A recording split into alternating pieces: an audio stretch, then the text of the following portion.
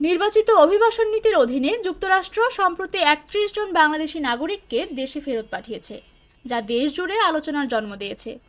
President Donald Trump প্রশাসন দায়িত্ব গ্রহণের পর থেকে অবৈধ অভিবাসীদের নিজ নিজ দেশে ফেরত পাঠানোর কঠোর পদক্ষেপ গ্রহণ করে।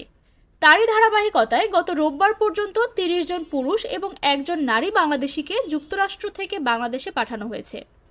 পুলিশের বিশেষ শাখা ও বিমানবন্দরের ইমিগ্রেশন সূত্র জানিয়েছে, এই ব্যক্তিরা বিভিন্ন অভিবাসন সংক্রান্ত মামলায় হেরে যাওয়ার পরও যুক্তরাষ্ট্রে অবস্থান করছিলেন এবং কারো কারো বিরুদ্ধে শাস্তিমূলক ব্যবস্থা নেওয়া হয়েছিল। দুজন প্রত্যাবাসিত ব্যক্তির সঙ্গে যোগাযোগের চেষ্টা করা হলে নোয়াখালীর শাহাদাত হোসেন জানান, তাকে গত ৯ মার্চ একটি এমিরেটস ফ্লাইটে সাধারণ যাত্রীর মতো পাঠানো হয়। তিনি কোনো অবমাননাকর আচরণের শিকার হননি এবং তাকে হাতকড়া পরানো হয়নি।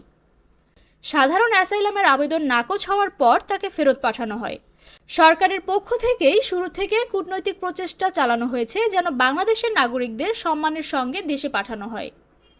মার্কিন দূতাবাসের সঙ্গে একাধিক বৈঠকে এই বিষয়টি গুরুত্ব সহকারে তোলা হয় এবং সম্ভবত সেই চেষ্টার ফলেই তাদের হাতকড়া পরানো হয়নি, যা অনেক দেশের নাগরিকদের ক্ষেত্রেই দেখা গেছে। ফেরত পাঠানোর প্রক্রিয়ায় যুক্তরাষ্ট্র বাংলাদেশ দূতাবাসকে অবহিত করে। এরপর সেই তথ্য বাংলাদেশে এসে পুলিশের বিশেষ শাখার মাধ্যমে যাচাই বাছাই করা হয়। যথাযথ নিয়ম মেনে শাহজালাল আন্তর্জাতিক বিমানবন্দরে বাংলাদেশি কর্মকর্তাদের হাতে হস্তান্তর করা হয় এই নাগরিকদের।